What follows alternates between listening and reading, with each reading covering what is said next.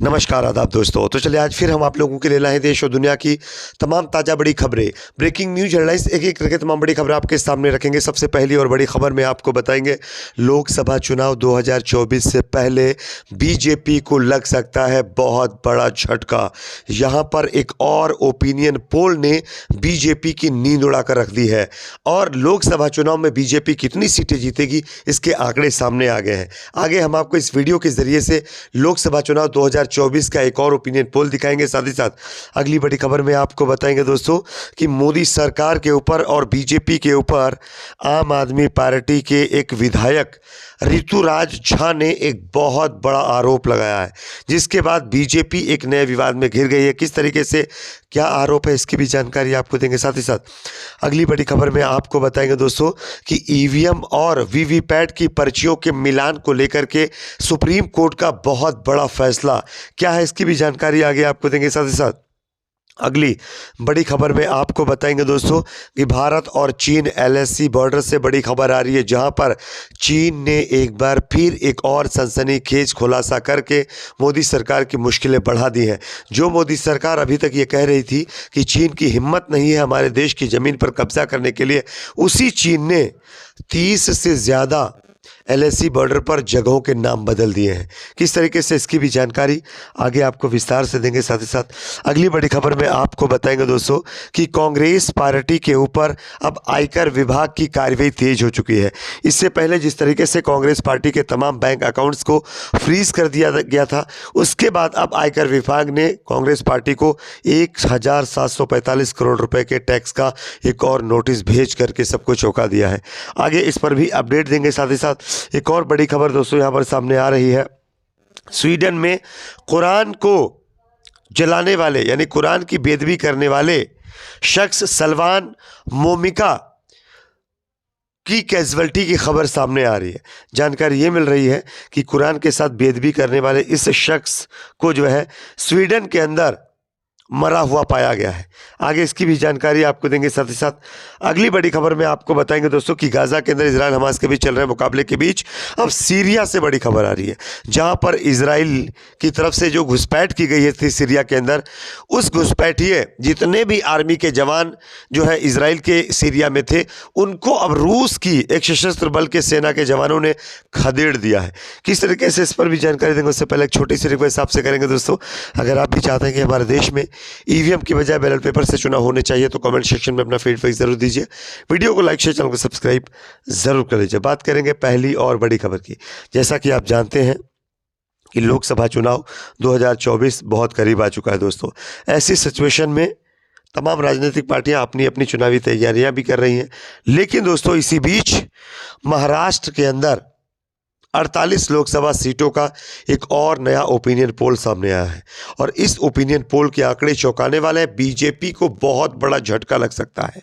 महाराष्ट्र में 48 लोकसभा सीटों पर 19 अप्रैल से 20 मई तक 5 चरणों में वोटिंग होनी है और उससे पहले यहाँ पर एक नए ओपिनियन पोल ने सबको चौंका दिया है। महाराष्ट्र में अगर हम बात करें तो बीजेपी को इस बार 10 से 12 सीटें मिल सकती हैं।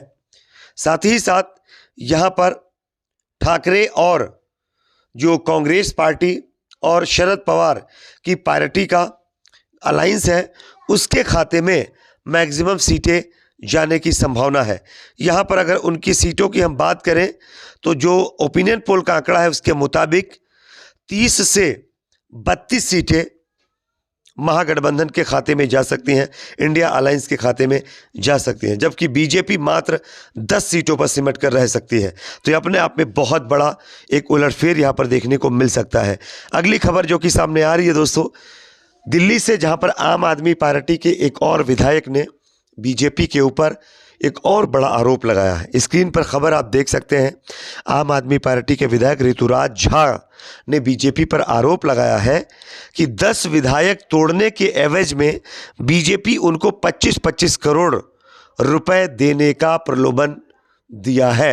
आप देख सकते हैं, 10 विधायक तोड़ो सभी को मिलेंगे 25-25 करोड़ और आप बनेंगे मंत्री।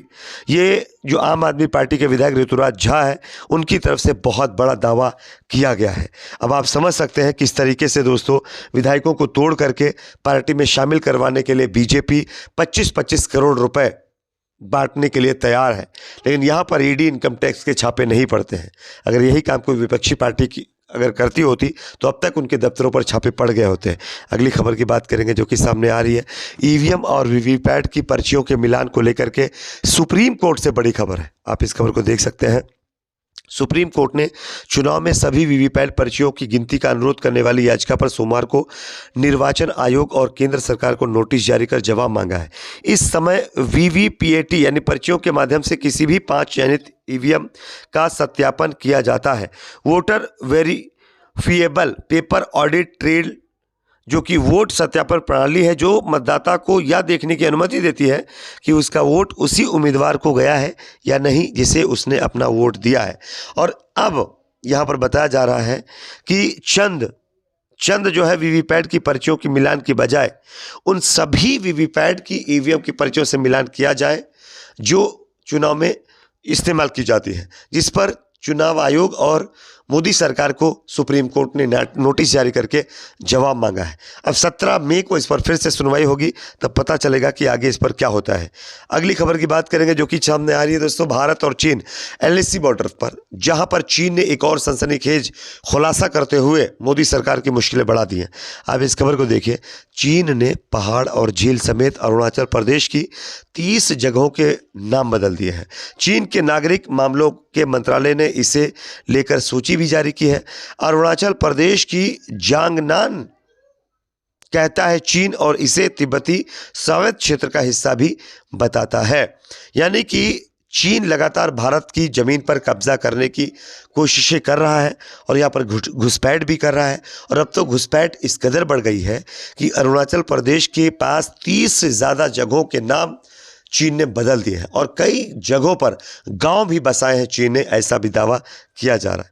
अब सवाल यह है कि मोदी सरकार जो कह रही थी कि हमारी ज़मीन में कोई ना घुसा है, ना घुसा है, ना घुस पाएगा, वो क्या जवाब देगी। अगली खबर जो कि कांग्रेस पार्टी को लेकर सामने आ रही है। कांग्रेस पार्टी के ऊपर आयकर विभाग की कार्रवाई तेज कर दी गई है। आप इस खबर को देखिए। कांग्रेस को आयकर विभाग से मिला नया नोटिस, मांगा 1745 करोड़ रुपए का टैक्स।